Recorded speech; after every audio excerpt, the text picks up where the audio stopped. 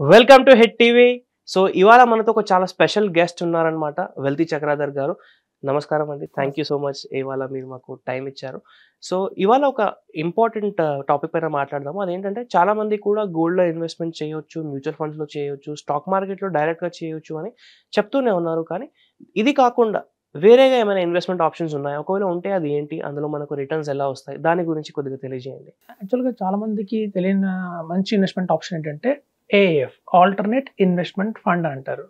ఇది కూడా మన సెబీ రెగ్యులేటెడ్ కిందే వస్తుందండి. ఇప్పుడు చూడండి, మన సెబీ రెగ్యులేటెడ్ కింద మనకి ఆల్రెడీ మ్యూచువల్ ఫండ్ స్కీమ్స్ ఉంటాయి.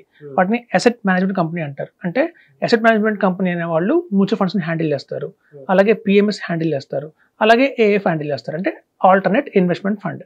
జనరల్ చూడండి, చాలా మంది ధనికులు ఉంటారు, 1 crore 2 crores 3 crores అట్లా వాళ్ళ బ్యాంక్లో ఎఫ్డీ రూపంలో పెడతారు. సో ఎఫ్డీ రూపంలో పెట్టిన దానికి ఏంటంటే వాళ్ళకి మంత్లీ ఇంట్రెస్ట్ వస్తుంది, లేదా ఇయర్లీ ఇంట్రెస్ట్ వస్తుంది. ఆ ఇంట్రెస్ట్ కూడా ట్యాక్సబుల్ ఉంటుంది. అవును, మనం 3 crores పెట్టినా కూడా వచ్చే ప్రతి ఒక్క ఇంట్రెస్ట్ మీద మళ్ళీ మనం ఏ స్లాబ్లో ఉంటామో ఆ స్లాబ్లో ట్యాక్స్ కట్టాలి, 30% స్లాబ్ కట్టాలి. సో ఇప్పుడు మ్యూచువల్ ఫండ్స్లో చూద్దాం. మ్యూచువల్ ఫండ్స్లో కూడా long term capital gain tax, short term capital gain tax అని 2 రకాలుగా ఉంటాయి. So long term capital gain tax వచ్చి 10% ఆఫ్ ద ప్రాఫిట్. అంటే మనం కనుక మ్యూచువల్ ఫండ్స్లో క్రమంగా ఇన్వెస్ట్మెంట్ చేసి ఒక 1 crore కావచ్చు, 2 crores కావచ్చు, మన రిటర్న్ పోర్ట్ఫోలియో జనరేట్ అయిన తర్వాత మనం ఎప్పుడు విత్డ్రా చేస్తామో ఆ 2 crores దగ్గర 20 lakhs దాకా మనం ట్యాక్స్ కట్టాల్సి ఉంటుంది. సో ఇట్లా ట్యాక్స్ మనం అవాయిడ్ చేయాలి అని ఉంటే మాత్రం the best investment option AF alternate investment fund. So ఇది ధనికుల రూపంగా పెట్టినారు, ఎందుకంటే మినిమం ఇన్వెస్ట్మెంట్ వచ్చి 1 crore పెట్టాలి ఇందులో. సో ఎవరైతే దీర్ఘకాలికంలో మంచిగా వెల్త్ క్రియేట్ చేద్దాం అనుకుంటున్నారు, ఇప్పుడు చూడండి రాబోయే రోజుల్లో మారుతున్నాయి. ఎట్లా అంటే మనం ఫాదర్స్ కానివ్వండి, మన గ్రాండ్ ఫాదర్స్ కానివ్వండి, చేసినంత ఫిక్స్డ్ డిపాజిట్స్ పూర్తిగా ట్రెడిషనల్ ప్లాన్స్లో వెళ్ళారు. అంటే ఒక బంగారం కావచ్చు, ఒక రియల్ ఎస్టేట్ ల్యాండ్ కావచ్చు, అలాగే బ్యాంకులో ఫిక్స్డ్ డిపాజిట్లు కావచ్చు.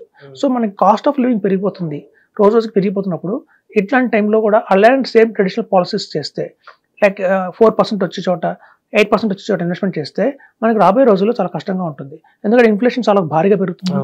అలాగే చూడండి, చాలా మంది చెప్తారు మా ఫాదర్స్ చాలా ఎక్కువ అమౌంట్ ఉండేది, వెల్త్ బాగా ఉండేది, 10 acres ల్యాండ్ ఉండేది, మా ఫాదర్ వచ్చే టైం కల్లా 5 acres అయిపోయింది, 2 acres అయిపోయింది, ఇప్పుడు మేము 2 అన్నదమ్ములు ఉన్నాం, ఇద్దరం పంచుకుంటే మనకి ఈక్వల్గా 1/2 acre వస్తుంది. సో ఎప్పుడైతే ఒక జనరేషన్స్కి మనకి పడిపోతూ వస్తుందో మన వెల్త్ అనేది, అలా కాకుండా పెరగాలి అంటే మాత్రం ఇలాంటి మంచి ఆప్షన్స్ తీసుకోవాలి, ఆల్టర్నేట్ ఇన్వెస్ట్మెంట్ ఫండ్. సో ఇట్లాంటి ఆల్టర్నేట్ ఇన్వెస్ట్మెంట్ ఫండ్స్ మనకి చాలా మంది ఏఎంసీస్ మనకి ఆఫర్ చేస్తున్నాయి. మంచి ఏఎంసీస్ లైక్ కొటక్ ఉంది, అట్లాగే ఐసిఐసిఐ వాళ్ళు ఉన్నారు, అలాగే వైట్ ఓక్ కంపెనీ ఉంది. ఇట్లా 10 మంచి కంపెనీలు కూడా మనకి ఆల్టర్నేట్ ఇన్వెస్ట్మెంట్ ఫండ్స్ అనేది ఆఫర్ చేస్తున్నాయి. ఇది బాంబేలో చాలా ప్రాచుర్యంలో ఉన్నాయండి. ఇప్పుడు మనకి 2028 కల్లా కూడా ఆల్ ఓవర్ ఇండియా కూడా బాగా స్ప్రెడ్ అవుతుంది ఈ ఇన్వెస్ట్మెంట్ ఆప్షన్స్ అనేది అని మనకు గణాంకాలు చెప్తున్నాయి. అయితే ఇందులో ఇన్వెస్ట్మెంట్స్ వచ్చేసంటే కేటగిరీస్ ఉంటాయండి. ఏఎఫ్లో మళ్ళీ 3 కేటగిరీలు ఉంటాయి. కేటగిరీ 1, కేటగిరీ 2, కేటగిరీ 3 అని 3 రకాలుగా ఉంటాయి. కేటగిరీ 1 ఏఎఫ్లో ఏంటంటే స్టాక్స్తో పాటు కొన్ని ప్రైవేట్ ఈక్విటీ అంటారు, కొంచెం ఏంజల్ బ్రో షేర్స్ అంటారు. సో అలాగే మనకి ఏంటంటే రియల్ ఎస్టేట్ కూడా ఉంటుంది. సో అట్లా కేటగిరీ 1లో వచ్చి రియల్ ఎస్టేట్ ఉంటుంది. మనం తీసుకున్న 1 crore వాళ్ళు స్ప్రెడ్ చేస్తారు, 3-4 కేటగిరీలు స్ప్రెడ్ చేస్తారు అనమాట. సో అట్లా కాకుండా కేటగిరీ 2 ఏదైతే ఉంటుందో స్పెసిఫిక్గా ఓన్లీ వాళ్ళకి వచ్చేసి కేవలం ఈ స్టాక్స్ మీదే ఉంటుంది. స్టాక్స్ ఇంకా అన్లిస్టెడ్ స్టాక్స్ కూడా ఉంటాయి. అలాగే కొంచెం ఏంజల్ ఇన్వెస్ట్మెంట్స్ ఉంటాయి, కొంచెం స్ట్రక్చర్డ్ ప్రొడక్ట్స్ ఉంటాయి, అట్లాంటి వాళ్ళు కూడా ఇన్వెస్ట్మెంట్ చేస్తారు.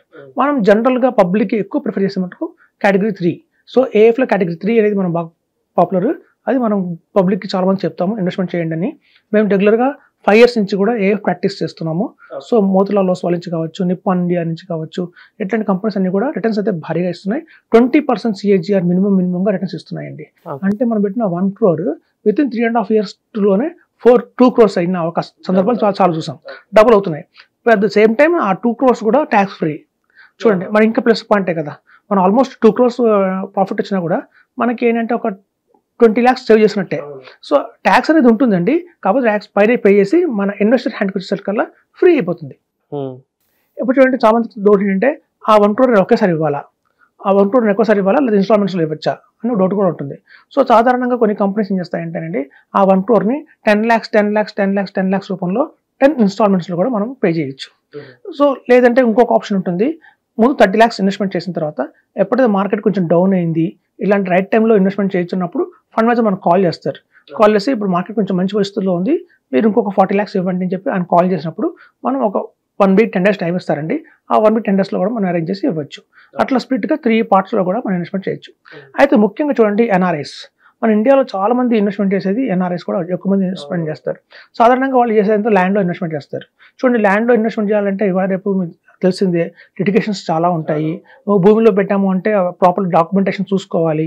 మనం దాన్ని మెయింటైన్ చేయాలన్నా కూడా అక్కడ నుంచి ఊరిని ఫారెన్ నుంచి ఇండియా ట్రావెల్ చేయాలంటే కూడా అయిపోయి కాదు, కొంచెం ఈజీగా చాలా కాస్ట్ ఎఫెక్టివ్గా కుడుకుంది.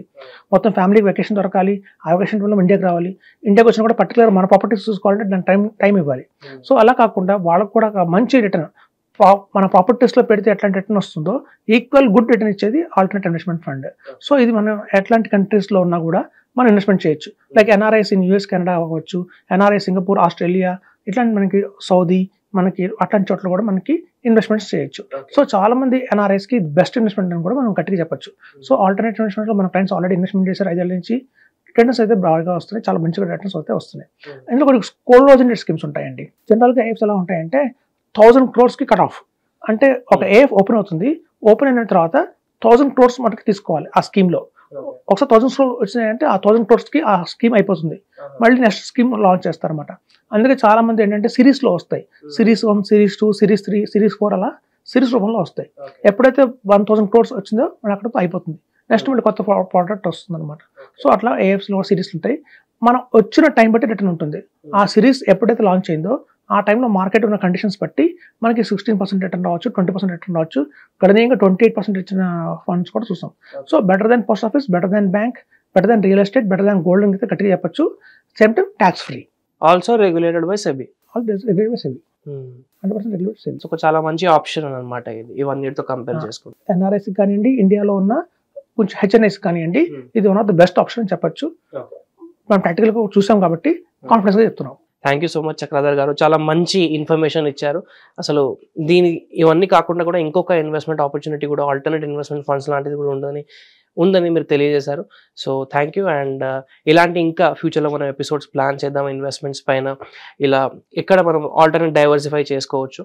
అంతేకాకుండా మన ప్రేక్షకులు కూడా ఎటువంటి ప్రశ్నలు ఉంటే కింద కామెంట్ చేసి తెలియజేయండి.